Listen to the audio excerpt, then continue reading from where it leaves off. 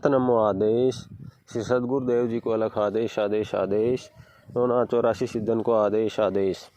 एक भ्रांति है, और भ्रांति ये है कि बाबा गोरक्षनाथ जी और 10 महाविद्या में माँ पार्वती का स्वरूप महाकाली जो प्रथम महाविद्या है उनका आपस में युद्ध हुआ और उसमें बाबा गोरक्षनाथ जी की विजय हुई।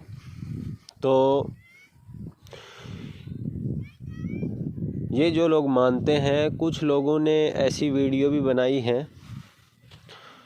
हमारी सभ्यता और संस्कृति का जो पतन होने का कारण जो है वो इस सभ्यता संस्कृति को मानने वाले वे लोग हैं जो गुमराह हो चुके हैं, और उन लोगों ने अपनी ही सभ्यता और संस्कृति के पतन के लिए कार्य किया है, और उस नासमझी में किया है कि वो ये सोच रहे हैं कि हम जो कर रहे हैं वो पता नहीं कितना बड़ा महान कार्य है, जबकि ऐसा नहीं है। वो सभ्यता संस्कृति का पतन करने के लिए अपने समय को भी बर्बाद कर रहे हैं और हमारी जो सभ्यता संस्कृति है उसे भी बर्बाद कर रहे हैं, तहस नहस कर रहे हैं। सबसे पहले ये विचारणीय विषय है, बाबा गोरक्षनाथ जी जो सिद्ध योगी और शैव संप्रदाय भगवान शिव को आराध्य मानने वाले और शिव स्वरूप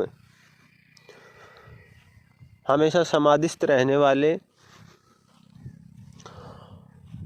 माँ पार्वती भगवान शिव की वामा आधा शरीर है। शक्ति, अगर शिव के अंदर शक्ति खत्म कर दी जाती है तो वो शव हो जाता है।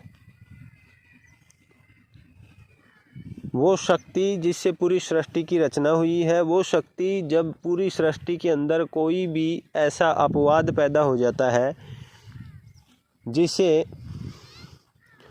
मिटाने के लिए, वो अपवाद जिससे प्रकृति को नुकसान हो रहा है, प्रकृति के अंदर उसने भूचाल पैदा कर दिया है, प्रकृति को अपने मूल अस्तित्व से हटाने की कोशिश की है, प्रकृति के नियमों को तोड़ने की कोशिश की है, कोशिश कर रहा है, तोड़ना चाहता है, प्रकृति के रूल, प्रकृति के नियमों को बदलने की कोशिश कर रहा है। उसे मिटाने के लिए 10 महाविद्या में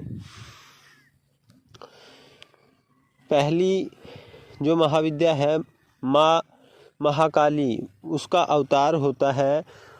वो शक्ति उसे ख़त्म कर देती है प्रकृति के संतुलन को बनाए रखने के लिए।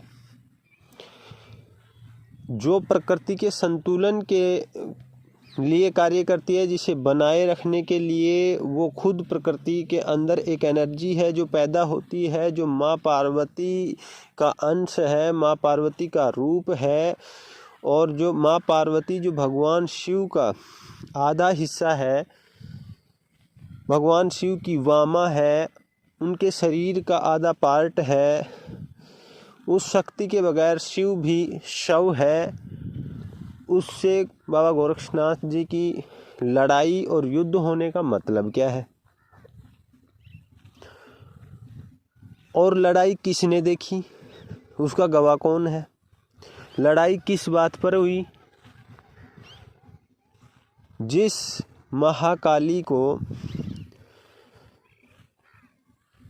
जिसने रूप धारण करके इस सृष्टि के अंदर राक्षसों का नाश कर दिया, उन्हें ख़त्म कर दिया, जो प्रकृति के अंदर अव्यवस्था फैला रहे थे, जिसे कोई नहीं रोक पाया, खुद स्वयंभू भगवान शिव ने उसे रोका। उसके साथ में बाबा गोरक्षनाथ जी की लड़ाई का क्या मतलब है, और फिर उसमें जीत हार करना कि बाबा गोरक्षनाथ जी जीत गए, महाकाली हार गई। ये सब भ्रांतियाँ सनातन सभ्यता और संस्कृति को ख़त्म करने के लिए और सनातन सभ्यता और संस्कृति को मानने वाले लोगों के दिलों के अंदर अपवाद पैदा करने के लिए, बीमारियां पैदा करने के लिए, उनमें भ्रांतियां पैदा करने के लिए ये बातें चलाई गई हैं। बहुत ज़्यादा काट छाँट जो है, जैसे ही पाश्चात्य सभ्यता और संस्कृति के लोगों ने सनातन सभ्यता और संस्कृति के लोगों पर अपना वर्चस्व और कब्जा जमाना कोशिश की है और कब्जे के लिए उन्होंने प्रयास किया है, तो उस समय उन लोगों ने हमारे ही धर्म के लोगों को, जो गुमराह लोग थे, उन्हें पकड़ करके और उनके ही द्वारा ये बातें कहलाई गई हैं और ये बातें लिखवाई गई हैं। ये किसी भी जो हमारे वेदों से, पुराणों से, उपनिषद से और धार्मिक जो ग्रंथ जो सत्यापित हैं, उनके द्वारा कहीं भी ये साबित नहीं होती है और न ही ऐसा कहीं है। और किसने कहा है, क्यों कहा है, कैसे कहा है, वो तो आप भी सब इस पर गौर करेंगे तो समझ जाएंगे।